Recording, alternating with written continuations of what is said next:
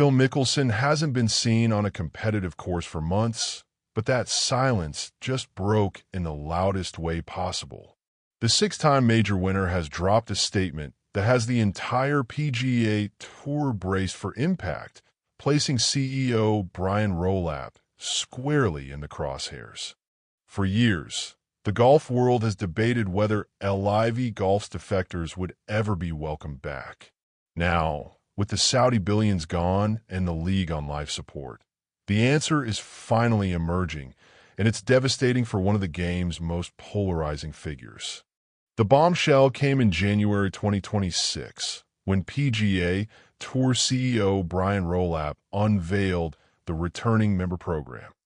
It was designed to create a pathway back for LIV Golf defectors, but the terms were brutally specific. Eligibility was limited to players who had been away from the tour for at least 2 years and had won a major championship or the Players' Championship between 2022 and 2025.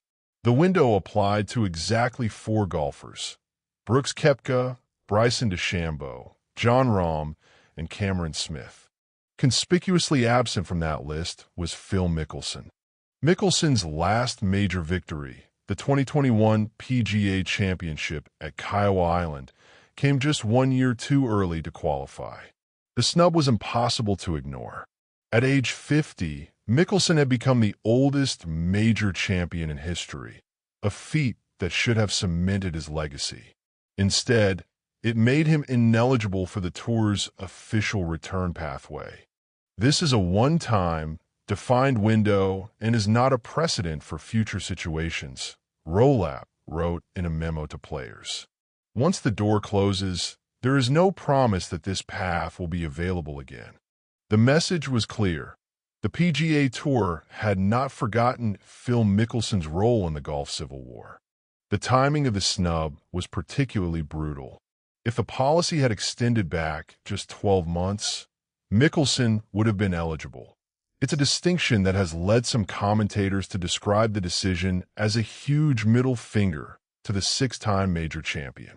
Mickelson's relationship with the PGA Tour has been toxic since his defection to LIV Golf in 2022. Unlike Koepka, Johnson, or Rahm, Mickelson didn't leave quietly. He publicly called out the tour's obnoxious greed and declared that he was on the winning side of professional golf's evolution. I firmly believe that I'm on the winning side of how things are going to evolve and shape in the coming years for professional golf, Mickelson said after joining LIV. Those words have come back to haunt him. With the Saudi Public Investment Fund pulling its funding and LIV's future hanging by a thread, Mickelson's winning side is now the one that's losing. I can promise you one person that you'll never see in any way in an official capacity with the PGA Tour is Phil Mickelson, former ESPN host Trey Wingo declared. That bridge has been burned, detonated, destroyed, nuked, lasered to death. There is no building that bridge back. The man who once called himself the future of professional golf is now a man without a country. Brian Rolapp inherited a fractured PGA Tour when he was appointed CEO in June 2025. His mandate was clear: stabilize the tour, expand its global footprint, and create a sustainable model for the future. The returning member program was his first major move. The financial penalties for returning LIV players were staggering. Koepka, the first to take the deal, was hit with a $5 million charitable donation, forfeited 5 years of tour equity, estimated at $50.85 million, and became ineligible for FedEx Cup bonus money in 2026. But the policy did more than punish defectors. It also drew a line between those who could be forgiven and those who couldn't. Behind the scenes, tour leadership is said to be relishing the moment. According to golf writer Alan Shipnuck, executives believe they have won the war and are not in a forgiving mood. Payback, retribution, vengeance, that's what's on the menu. The tour is enjoying its moment of triumph, and Mickelson is the poster child for their victory. The Mickelson snub didn't happen in isolation.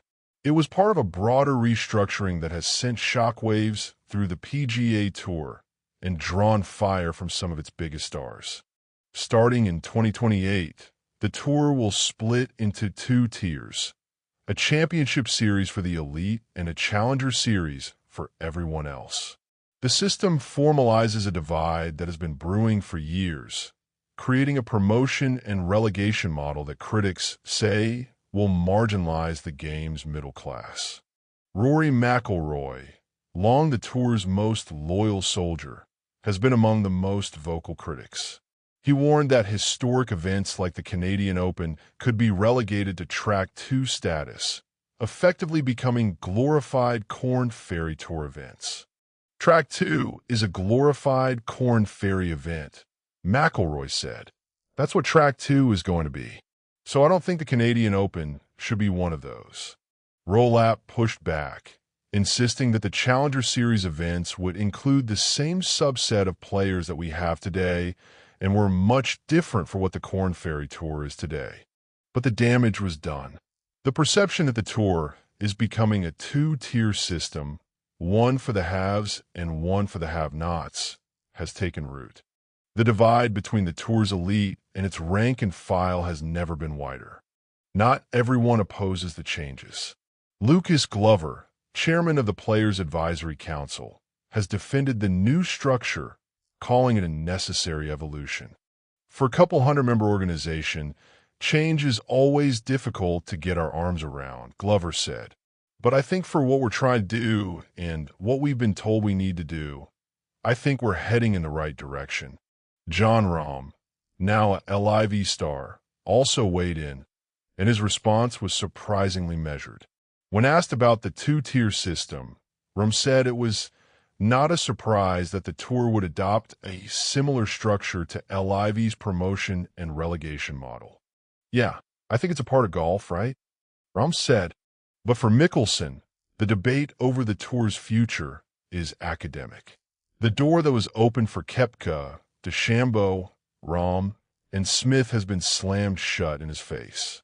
He has no pathway back and no clear future in professional golf.